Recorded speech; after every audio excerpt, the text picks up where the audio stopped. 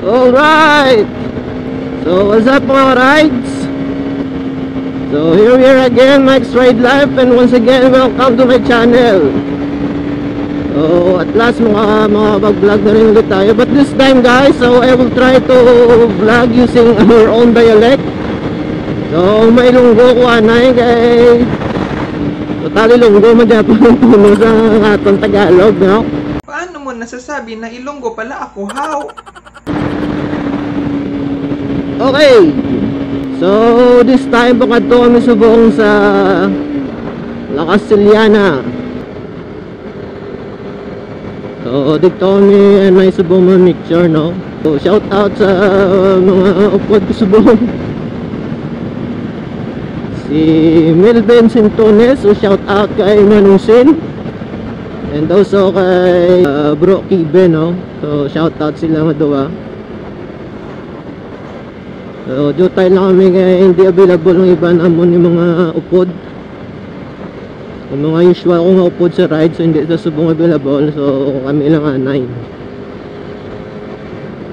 And may isa pa kami ko upod subong agyan namon, magkupol nga si Ma'am Narcy kag si Bro Nico. So try taman magiligay nun akong do okay man. So kung mapisanan ko butangan tanan ni subtitle para bisan ba paano maintindihan Japon sa mga Tagalog, no?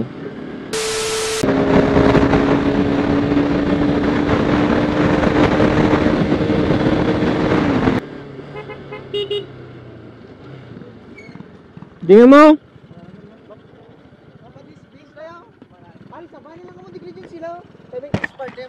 So then, wala ko sila, na lang kami ah. Sa bago nga, no? Muna lang kami? Na lang kami ah.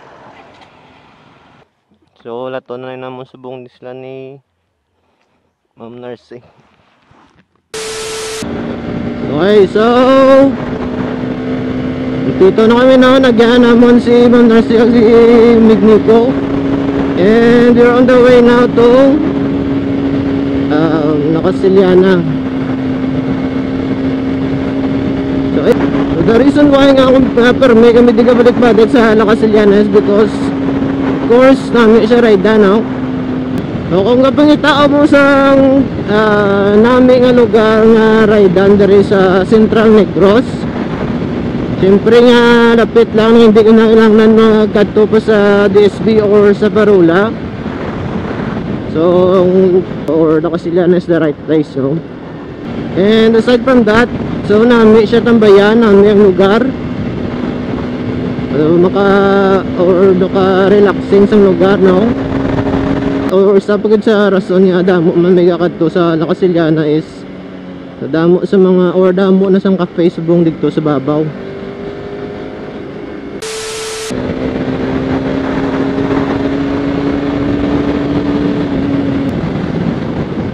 So daw, ano na siya, for me this is like a year-end ride na ako, kaya nagtapos ng 2 eggs. So I think this is the last Sunday of the year.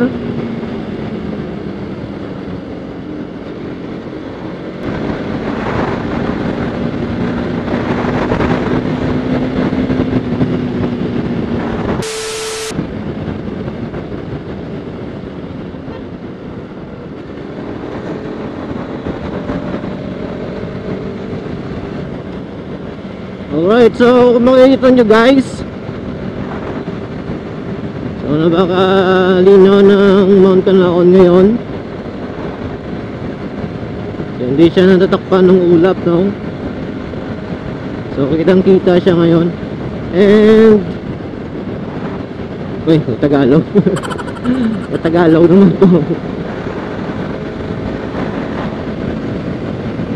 O makita nyo, so sobra sobra ka tinaw sa view sang Canlaon subong, no? Wala siya natabunan sang galom, diba? And so every time mag-ride kami diri sa La Castellana, so muning muning favorite yung spot, because syempre makita mo ang A great mountain laon habang or samtang gabiyahe, di ba?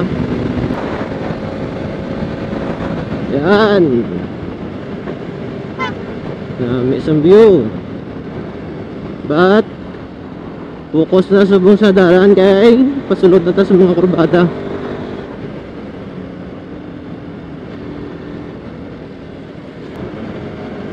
Hampang-hampang gamay sa mga kurbada. Kadiri na ta suli para hindi na pressure sa una. Sunod-sunod lang na sila. So, liwa, shout out sa mga upod ko na. Wow! May isang mountain na no?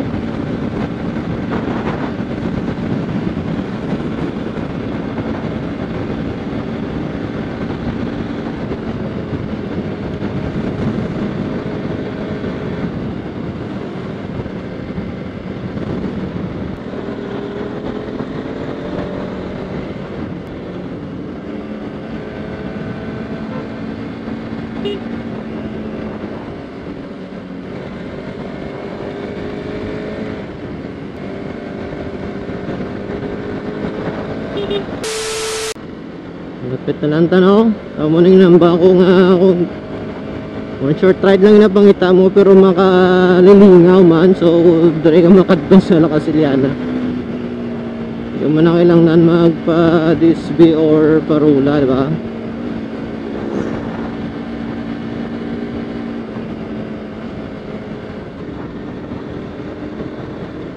So I think hindi siya kalabot 1 hour halin sa Amon. Sa Amon Banwa.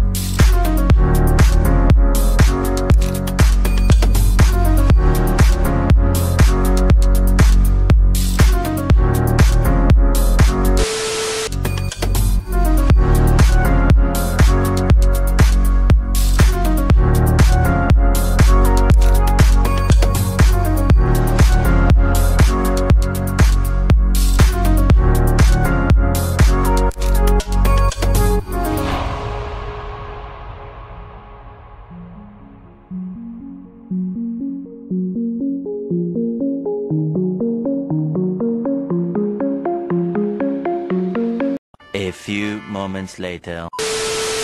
Okay, so this time papuli na kami. It's already 5 in the afternoon. That is why medyo dulom ng dalan. So 5:06 na. It means bilogid nga lang mamutong matiner, no? So nalinga kami sa pamitik or pamicture. And siyempre damo nakilala ang mga managpitik man sa Lakasiliana or mga photographer man sa Lakasiliana, no?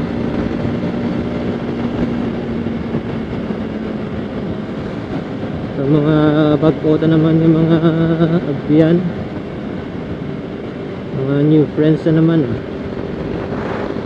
Hindi ko lang guras tatapusan ng video guys. But before that, don't forget to like, share, and subscribe.